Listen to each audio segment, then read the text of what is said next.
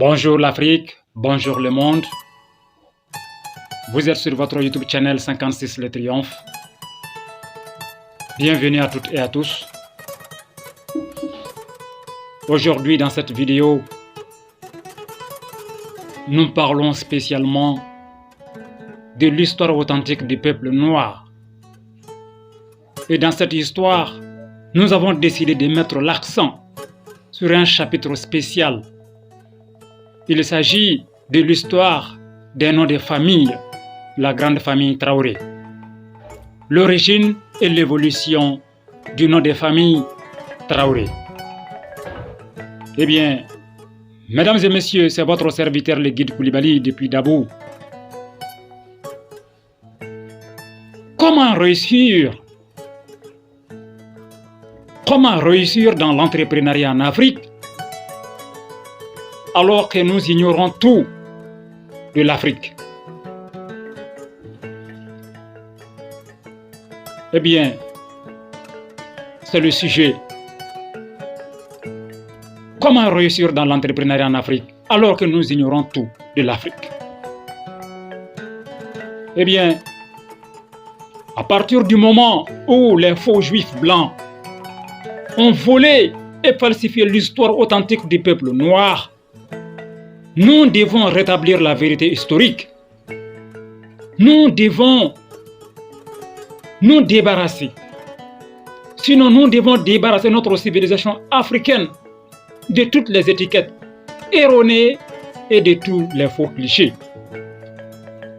Notre histoire, eh bien, c'est notre identité, c'est notre chemin, c'est notre force, c'est notre fierté.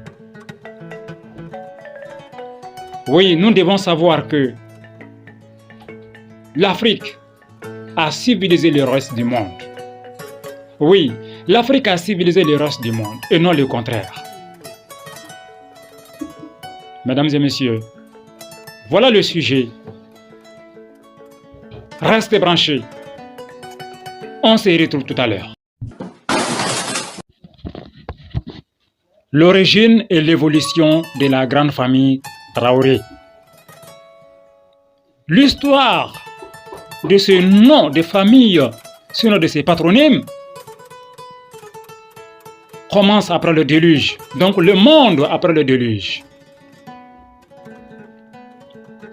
Nabi Nuh ou Noé, selon les Bibles actuelles classiques, a engendré Cam. Oui, Cam, c'est le deuxième fils de Nabi Nuh. Cam signifie noir ou black. Cam a engendré Mundo, qui sera appelé dans les Bibles actuelles classiques Cush. Cush signifiant Éthiopie. Tout comme son père Cam, Cush aussi était noir. Vous-même, vous pouvez vérifier ces récits historiques en regardant dans un premier temps la sourate 10, verset 37, précisant que le Coran est la confirmation de ce qui existait déjà avant lui.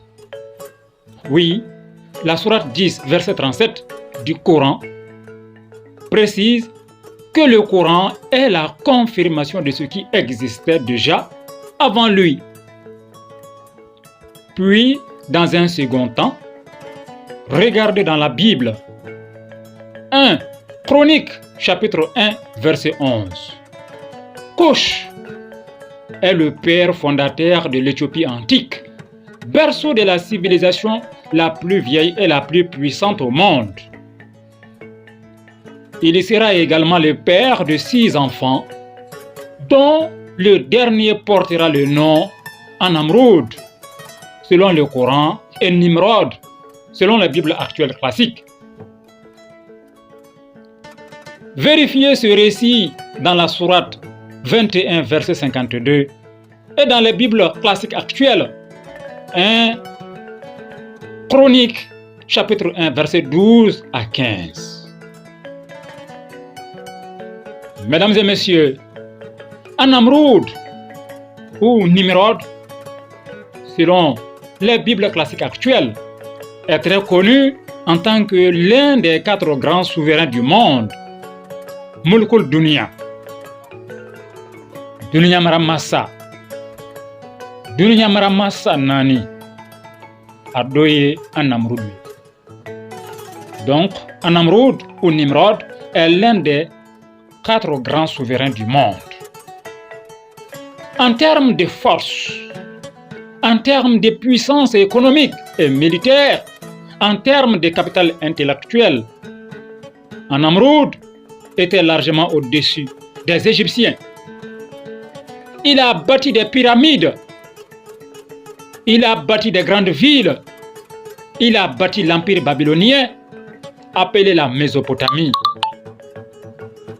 À propos de Babylone ou la Mésopotamie, regardez la sourate 2, verset 102. Sourate 4, verset 164. Sourate 40, verset 10. Il fut le premier grand roi après le déluge. Il fut le bâtisseur de la grande civilisation éthiopienne, plus vieille, plus puissante, plus prestigieuse que la civilisation égyptienne. Les Kamites et les égyptologues qui ne savent absolument rien de l'Égypte, alors, ces soi-disant égyptologues doivent vérifier leur copie.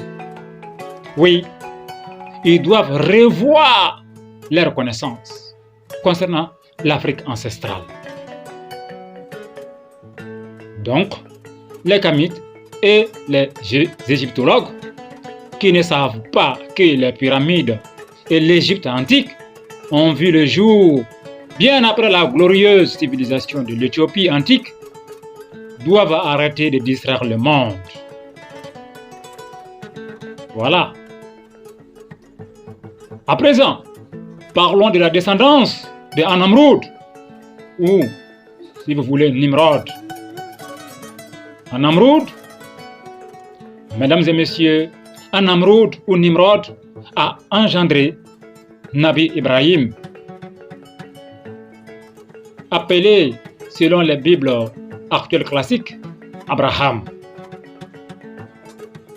dont le nom originel dans l'Afrique ancestrale est Sang.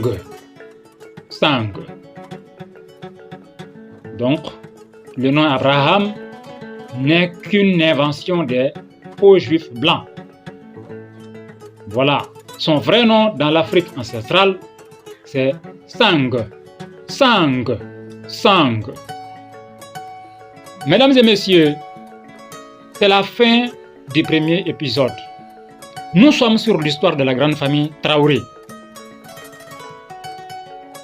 Restez avec nous pour suivre les autres épisodes. Donc, on s'arrête là aujourd'hui pour le premier épisode. Que la paix du Seigneur soit avec vous, que Dieu vous bénisse et à très bientôt. C'était votre serviteur le guide Koulibaly depuis Dabou.